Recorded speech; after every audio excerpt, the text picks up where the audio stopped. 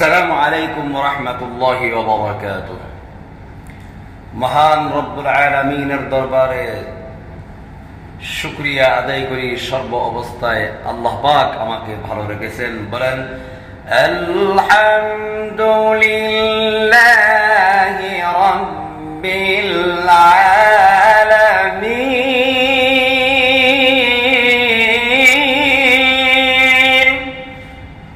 সর্ব অবস্থায় আলহামদুলিল্লাহ জবান দ্বারা শুকর আদায় করি, এরপরে আমল দ্বারা আল্লাহকে সিজদা করার মাধ্যমে শুকর আদায় করি। সর্ব অবস্থায় আল্লাহ পাক আমাকে ভালো রেখেছেন, সুস্থ রেখেছেন, এই জন্য মহান রবের দরবারে, আল্লাহর দরবারে শুকর আদায় করি। আল্লাহ বলেন লাইন শাকারতুম লাযীদান্নাকুম ওয়া লাইন কাফারতুম ইন্না আযাব